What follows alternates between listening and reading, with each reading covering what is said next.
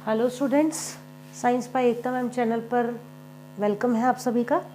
कैसी चल रही है पढ़ाई? हाफ ईयरली एग्ज़ाम्स स्टार्ट हो गए होंगे आप लोगों के और पेपर अच्छा हुआ होगा, ऐसी मैं आपसे आशा रखती हूँ कि पेपर आपने अच्छे से किया होगा। हमारी जो पिछली क्लास थी उसके बारे में एक बार बात कर लें तो हम चैप्टर 1 को पढ़ रहे थे।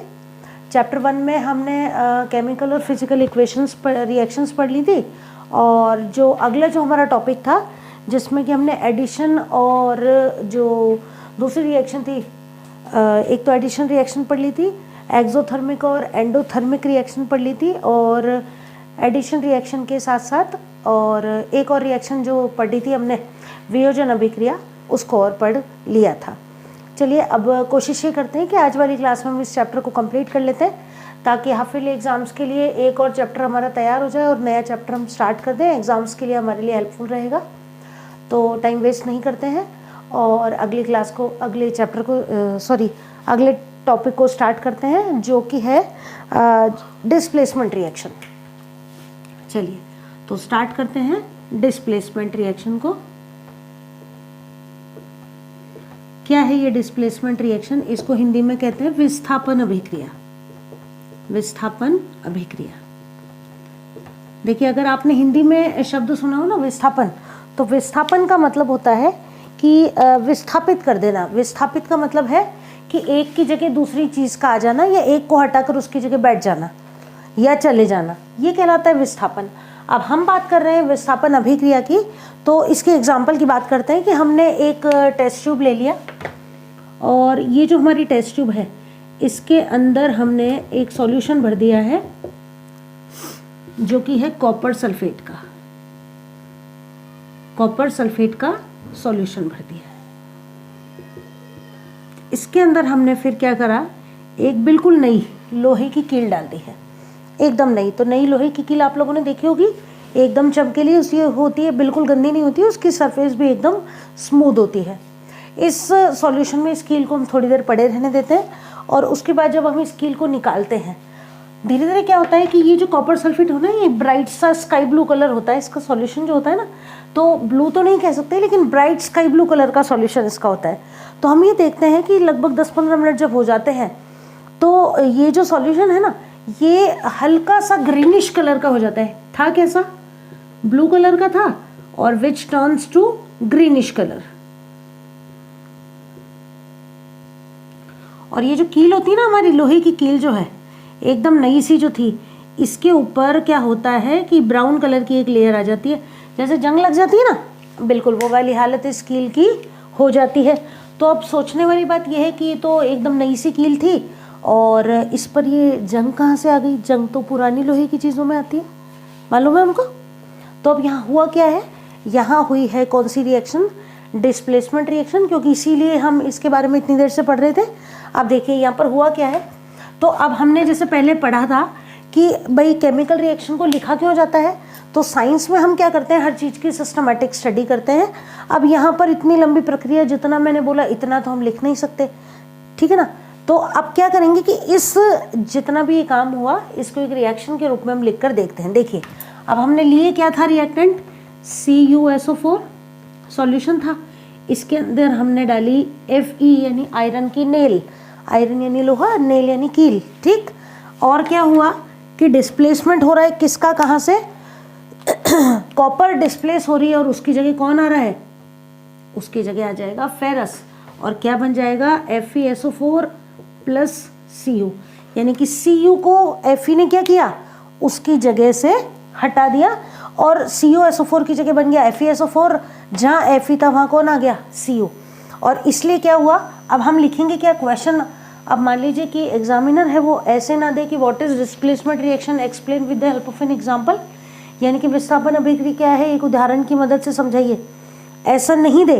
वो क्वेश्चन को अलग तरीके से भी दे सकता है कि बताइए क्या कारण है कि कॉपर सल्फेट के विलयन में डालने पर जो लोहे की कील है उसके ऊपर जंग लग जाती है और सॉल्यूशन का कलर नीले से हरा हो जाता है।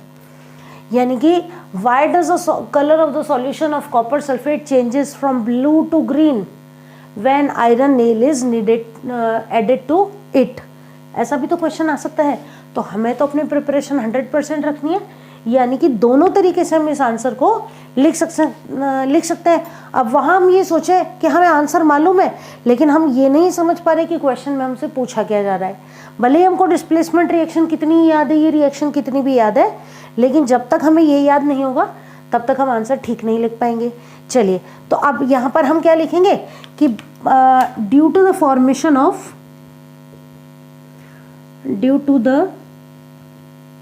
Formation of FeSO4, the color of solution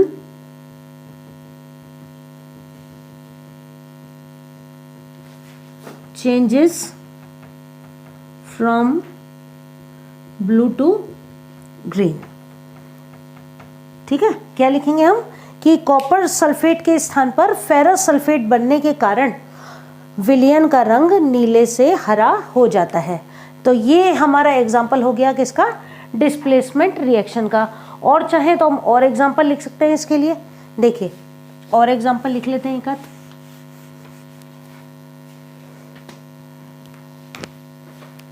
ये लीजिए एग्जाम्पल,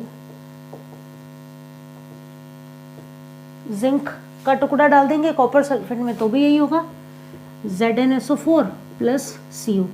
ये है जिंक सल्फेट, जिंक, ये ऐसे हम नाम लिख दें तो बहुत अच्छी बात है। ये हो गया कॉपर सल्फेट, कॉपर सल्फेट।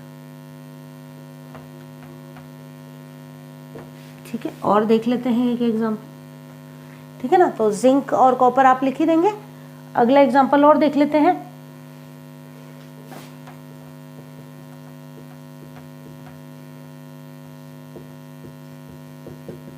यहाँ भी Pb ने Cu को डिस्प्लेस कर दिया, और इस तरह ये जो रिएक्शन है क्या कहलाती है, डिस्प्लेसमेंट रिएक्शन कहलाती है। अब देखिए ऐसा क्यों हो रहा है कि ये तीनों जो हमने रिएक्शन लिखी, इनके अंदर इस बेचारे कॉपर को ही सब हटा रहे हैं और सब कॉपर की जगह आकर बैठ जा रहे हैं। ऐसा क्यों हो रहा है? तो देखिए, एक हमारी रिएक्टिविटी सीरीज होती है जिसके बारे में हम अगले चैप्टर में पढ़ेंगे। इस रिएक्टिविटी सीरीज के अंदर सबसे नीचे है ना, सबसे कम रिएक्टिव कौन है, कॉपर। या हम बात करें, वैसे सबसे कम रिएक्टिव तो गोल्ड और सिल्वर होते हैं। रिएक्टिविटी सीरीज की जब हम बात करते हैं तो जिंक जो है, जिंक है, लेड है, लोहा यानी कि आयरन है, ये सभी कॉपर के ऊपर है। ठीक है, उस रिएक्टिविटी सीरीज में, यानी कि कॉपर जो होता है ये बहुत कम रिएक्टिव होता है, इसलिए कोई भी इसको आसानी से डिस्प्लेस कर देता है, और इसीलिए कॉपर को ही हटना पड़ता है, बाकी सब इसकी जगह आकर ले लेते हैं। तो बिकॉज पूछा जाए कि भाई कॉपर ही क्यों हट रहा है, तो हम ये लिख सकते हैं कि कॉपर जो है वो इन सभी से कम क्रियाशील है, because copper is less reactive than all these materials. Clear है? चलिए, तो आई होप समझ में आ रहा होगा आपको चैप्टर एकदम ईजीएस्ट वे जो है जिसमें हम इस चैप्टर को पढ़ रहे हैं, है ना, और अच्छे से याद भी होता जा रहा होगा, मुझे ऐसा लग रहा है। चलिए, अब अगले रिएक्शन की तरफ चलते हैं। और अगली जो हमारी रिएक्शन है, डिस्प्लेसमेंट जब हमने पढ़ लिया, तो अगली रिएक्शन अपन पढ़ते हैं double displacement. Step by step आगे बढ़ते हैं, और अगली जो हमारी रिएक्शन है, सेकंड थर्ड हो गई कंप्लीट, अब है fourth, double displacement reaction.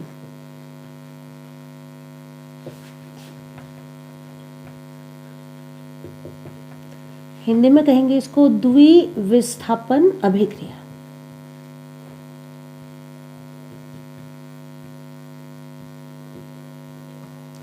Double, वहां डिस्प्लेसमेंट किसी एक मटेरियल का हो रहा था, यानी कि कॉपर की जगह जिंक आ गया, जिंक की जगह कॉपर चला गया, है ना।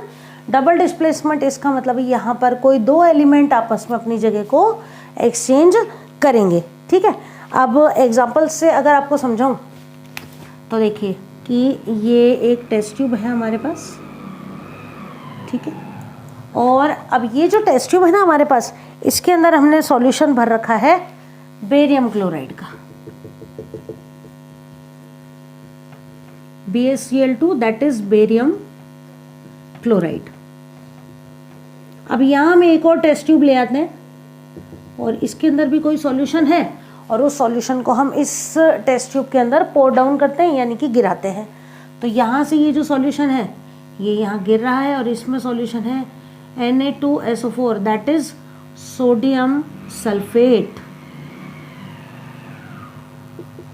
क्लियर। चलिए अब होगा क्या कि भाई अकेला बेरियम क्लोराइड था तब तो बात ठीक थी, लेकिन अब जब इसके अंदर हमने मिला दिया क्या, सोडियम सल्फेट, तो कोई ना कोई रिएक्शन तो होने वाली है।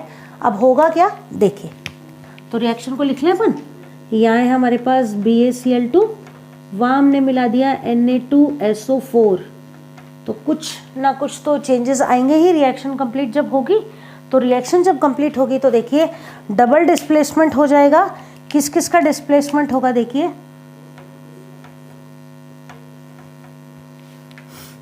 बन जाएगा BaSO4 प्लस 2NaCl।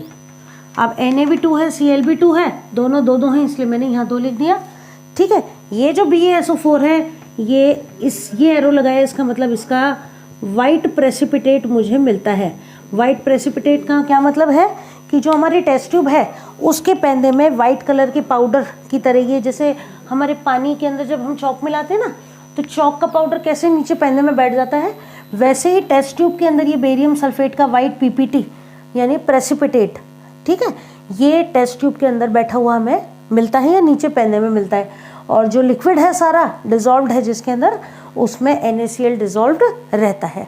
अब यहाँ जब हम बात कर रहे हैं डबल डिस्प्लेसमेंट की, तो देखिए Na2 की जगह तो आ गया Ba, ठीक है, और क्या हुआ कि Ba की जगह कौन चला गया, Na2, यानी कि दोनों ने अपनी स्थिति को बदला है और इसीलिए इसको हमने क्या कहा, डबल डिस्प्लेसमेंट रिएक्शन।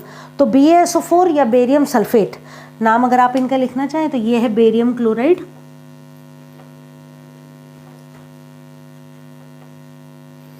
ये है सोडियम सल्फेट, ये है बेरियम सल्फेट,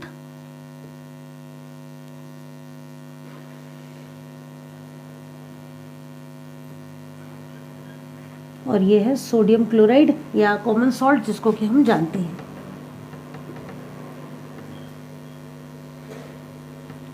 क्लियर है। चलिए, तो ये तो बात हुई हमारी रिएक्शन की। अब इसके अगले एग्जाम्पल की तरफ हम चलते हैं।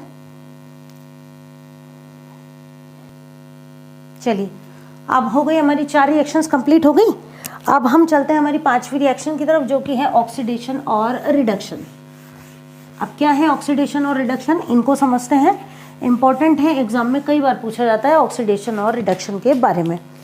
एक साथ पढ़ते हैं क्योंकि इनकी स्टडी जब हम एक साथ करेंगे तो ज़्यादा अच्छे से समझ में आएंगी। ऑक्सीडेशन और रिडक्शन, ऑक्सीडेशन दैट इज ऑक्सीकरण, और रिडक्शन यानी कि अपचयन। ठीक है, अब देखिए जैसा कि नाम से ही पता चलता है, ऑक्सीडेशन का क्या मतलब है कि वो रिएक्शन जिसमें किसी भी एलिमेंट के साथ ऑक्सीजन जुड़ रहा है उसको कहेंगे ऑक्सीडेशन, और जिसके अंदर ऑक्सीजन हट रहा है उसको कहा जाएगा रिडक्शन। अगर मैं चार्ट बनाकर बताऊं आपको कि यहाँ मैं लिख रही हूँ ऑक्सीडेशन और यहाँ मैं लिख रही हूँ रिडक्शन, क्लियर है। ऑक्सीडेशन का मतलब है ऑक्सीजन का जुड़ना, ठीक।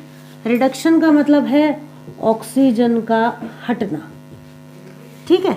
यहाँ अगर हम बात करें रिडक्शन की तो हाइड्रोजन का जुड़ना, और यहाँ अगर हम बात करें तो हाइड्रोजन का हटना। ये सीधा सीधा अंतर है मेनली ऑक्सीडेशन और रिडक्शन में। अगर हम एग्जाम्पल की बात करें तो देखिए कि हम एक बर्नर ले लेते हैं, उसके ऊपर एक पेट्री डिश रख लेते हैं। पेट्री डिश वो सुनार के यहाँ देखी होंगी ना आपने, वो चीनी मिट्टी की जो होती हैं जिनको गर्म करते हैं तो वो ख़राब नहीं होती है, उनके अंदर हम कॉपर के पाउडर को गर्म करने के लिए रखते हैं। अब ये जो कॉपर का पाउडर है ना, ये ब्राउन कलर का होता है, जब हम इसको गर्म करते हैं तो ये ब्लैक कलर का हो जाता है, ठीक है। अब होता क्या है कि कॉपर के पाउडर को, ये ब्लैक कलर का था और बाद में क्या होता है कि ये हो जाता है ब्राउन कलर का। अब ये जो कॉपर का पाउडर था, जब हमने इसको गर्म किया तो ये बन गया कॉपर ऑक्साइड, इसका ऑक्सीकरण हो गया और ये हो गया कैसा, ब्राउन कलर का। और ये जो सॉल्यूशन था, इसको जब हम, ये जो कॉपर ऑक्साइड है ना, इसको अगर हम ऐसी जगह से पास करें जहाँ पर कि हाइड्रोजन गैस थी, यानी कि इस कॉपर ऑक्साइड के ऊपर जब हम हाइड्रोजन गैस को तेज प्रेशर पर प्रवाहित करते हैं तो क्या होता है, हमें वापस से मिल जाता है कॉपर प्लस H2O।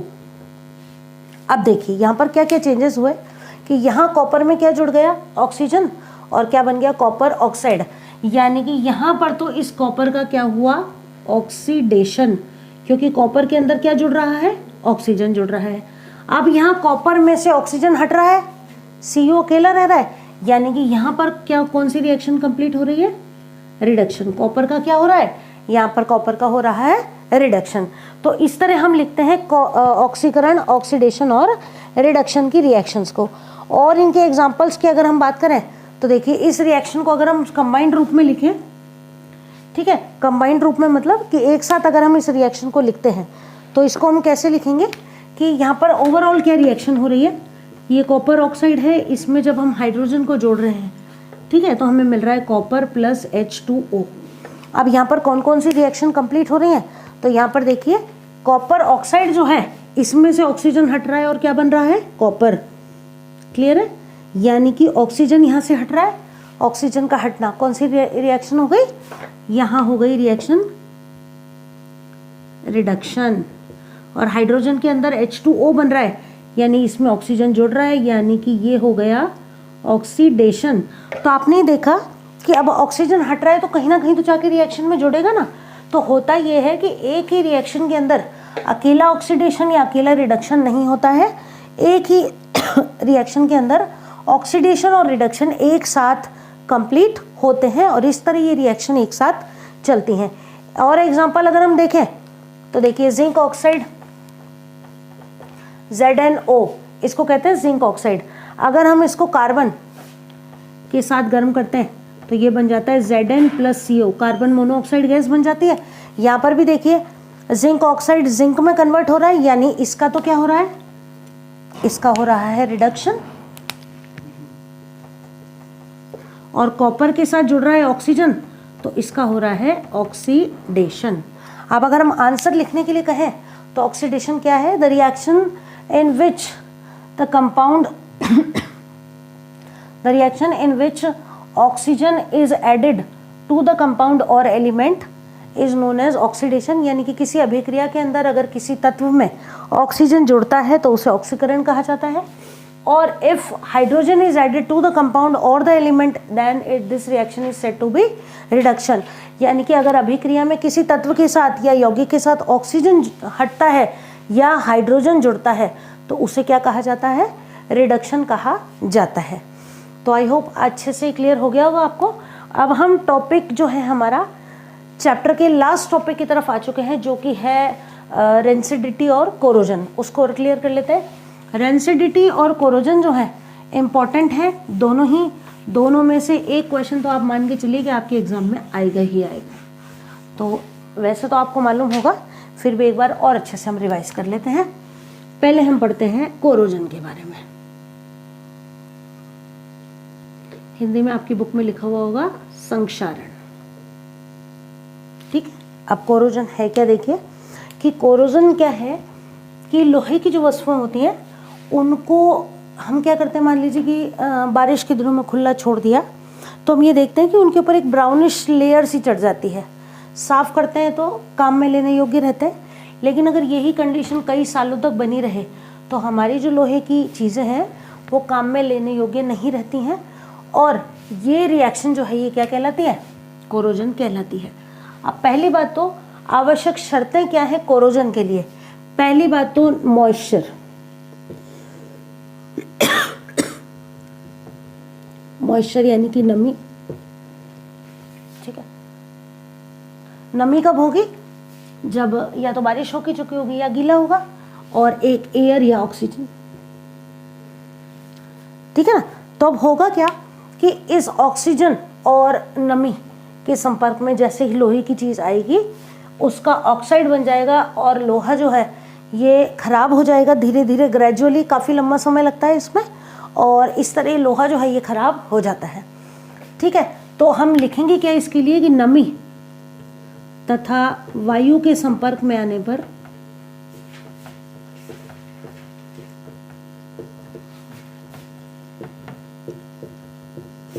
लोहे की वस्तुओं पर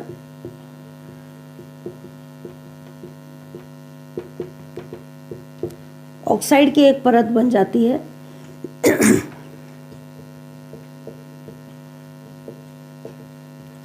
ऑक्साइड की परत का बनना संक्षारण कहलाता है।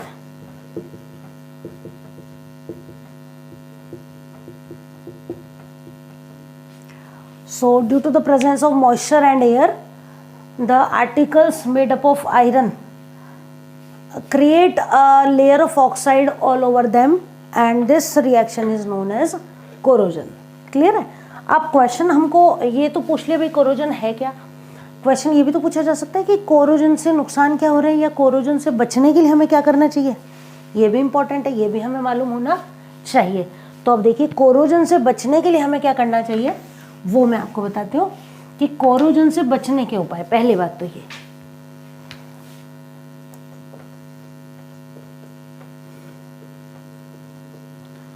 तो पहला उपाय तो हमने क्या कहा कि लोहे की वस्तु पर हमने क्या कर दिया, पेंट कर दिया। दूसरी वस्तु यानी कि ऑयल कर दिया, ऑयलिंग कर दी, उसकी ऑयल लगा दिया। ठीक है, तो लेयर बन गई ऑयल की जिसकी वजह से भी उस पर जंग नहीं लगेगी। ग्रीसिंग ये भी एक उपाय है।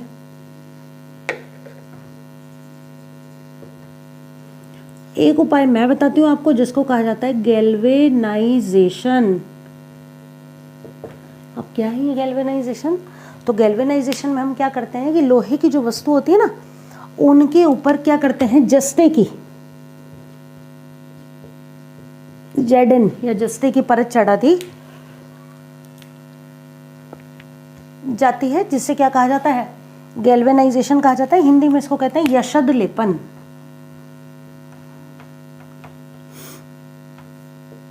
तो अब ये सब जरूरी है, अगर ऐसा नहीं किया जाए तो देखिए कितने सारे ब्रिज है ना हमारे आसपास, तो लोहे के बने हुए हैं, ब्रिजेस हैं, व्हीकल्स हैं जो कि बाहर खड़े रहते हैं वो है। धीरे धीरे हमारी जो डेली पर्पस की वस्तुएं हैं वो धीरे धीरे ख़राब हो रही है और हर साल इससे लाखों करोड़ों रुपए का नुकसान होता है। शिप्स हैं जिनका वो सरफेस जो कि एयर के वाटर के कांटेक्ट में रहता है वो धीरे धीरे ख़राब होने लग जाता है। तो इस तरह हमें कोरोजन से बचने के लिए पेंटिंग कर दी जाती है। पेंट करते हैं मतलब ऑयल कर दिया जाता है, ग्रीस लगा दी जाती है और गैल्वेनाइजेशन मेथड को भी काम में लिया जाता है जिसकी वजह से लोहे की जो वस्तुएं हैं वो जल्दी ख़राब नहीं होती हैं, वो ज़्यादा लंबे समय तक काम में लेने योग्य बनी रहती हैं। चलिए, तो अब इस तरह हम पहुंच गए हमारे चैप्टर के लास्ट टॉपिक की तरफ जो कि है रेंसिडिटी। रेंसिडिटी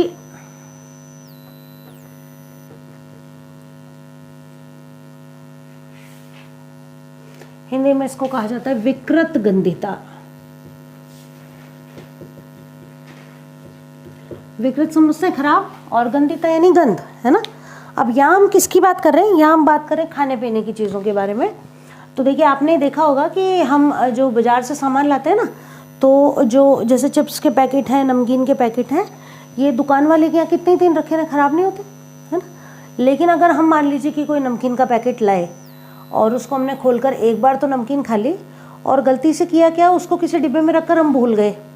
अब जब सफाई की कभी तो ध्यान आया और उसमें देखा कि अरे ये पैकेट तो यहाँ रखा है, लेकिन अब जब हम उसकी नमकीन को खाते हैं ना तो उसमें वो टेस्ट नहीं आता, अजीब सी सीलन सी और अजीब सी स्मेल आती है और फिर लगता है कि यार शायद ख़राब हो गई, इसको नहीं खाना चाहिए, है ना। बस यही क्या है, विकृत गंधिता। अब होता क्या है कि ये जो खाने पीने की चीज़ें होती हैं इनमें क्या होता है, ऑयली फूड है, ये कार्बोहाइड्रेट्स हैं, ये फैट्स हैं मेनली, तो क्योंकि तेल में बनती है सारी नमकीन वगैरह तो फैट्स हैं इनके अंदर।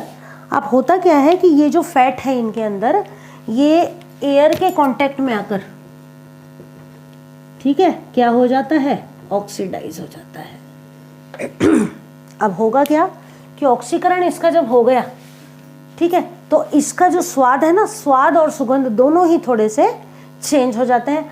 तो फैटी फूड जो है, फैटी फूड यानी कि तेल और वसा युक्त भोजन, ठीक है, तेल और वसा युक्त भोजन, food rich in oil and carbohydrates और फैट्स,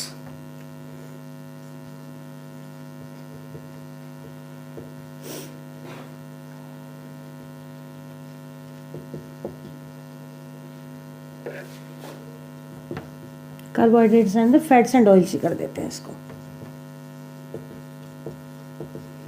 गेट ऑक्सीडाइज्ड, है ना।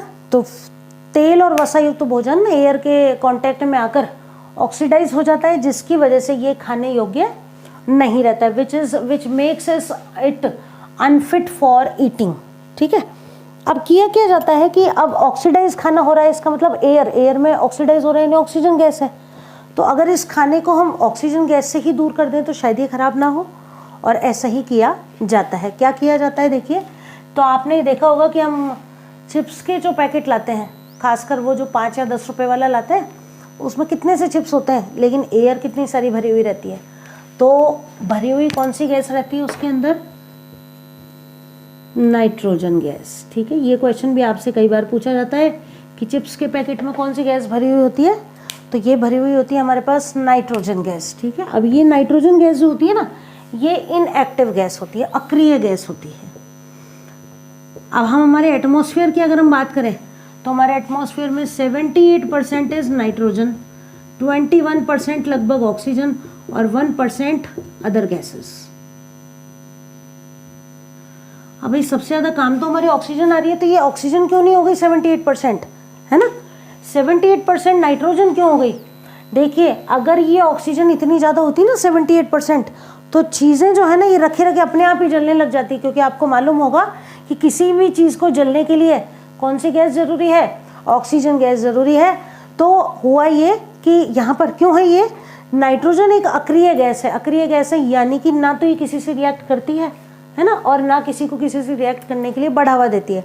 अब ये नाइट्रोजन गैस जब हमने इस चिप्स के पैकेट में, नमकीन के पैकेट में, या किसी भी पैक बंद खाने के अंदर भर दी, तो क्या होगा कि ये उसके अंदर जो भी मटेरियल है अवेलेबल, उससे कोई रिएक्शन नहीं करेगी, वो है जैसा का जैसा ही बना रहेगा, और अनफिट फॉर ईटिंग कभी नहीं तो नहीं कह सकते, लेकिन लंबे समय तक नहीं होगा। ठीक है, तो इसीलिए हमारे एटमॉस्फेयर में भी इतनी ज़्यादा नाइट्रोजन गैस है, क्योंकि ये लेस रिएक्टिव गैस है, इसलिए पृथ्वी पर रखी चीज़ें जो है वो अपने आप ही, वरना तो अगर इतनी ज़्यादा ऑक्सीजन होती तो चीज़ें अपने आप रखे रखी जलने लग जाती, जैसे कि सोडियम रखा हुआ जल जाता है। क्लियर है, तो इसलिए नाइट्रोजन गैस जो है ये भर दी जाती है। तो हम आंसर अगर लिखें तो तेल और वसा युक्त भोजन हवा के या वायु के संपर्क में आकर ऑक्सीकृत हो जाता है, जिसके कारण इसका रंग और स्वाद दोनों ही खराब हो जाते हैं। इससे बचने के लिए इस भोजन को पैक करते समय नाइट्रोजन गैस भर दी जाती है, जो कि एक अक्रिय गैस है, और इस खाने को लंबे समय तक खाने योग्य बनाए रखती है। क्लियर है, लिख सकते हैं आप कि food rich in fat and oil get oxidised when it comes in contact with oxygen. So to prevent oxidation of these food products, less reactive nitrogen gas is filled while packing these food products, which reduces the chances of getting these food items oxidized, which makes them eatable या suitable for eating for a long period of time. Clear है, लिख सकते हैं अब आप लोग। चलिए, तो ये तो बात हो गई रेंसिडिटी की। तो पहला चैप्टर हमारा कंप्लीट हो गया, जल्दी जल्दी कर लिया हमने, तो एग्ज़ाम के लिए सही रहेगा। आप लोगों ने रिएक्शन को बैलेंस करने के लिए प्रैक्टिस की या नहीं की, ये आप मेरे को बताएंगे। और अगला चैप्टर जो हम पढ़ेंगे वो हम पढ़ेंगे इलेक्ट्रिसिटी। तो हो सकता है एग्ज़ाम में आपके काम भी आ जाए। हाफ ईयरली एग्ज़ाम्स आने वाले हैं, तो अच्छे से पढ़ाई करते रहिए, बहुत अच्छे मार्क्स स्कोर कीजिए। Best of luck.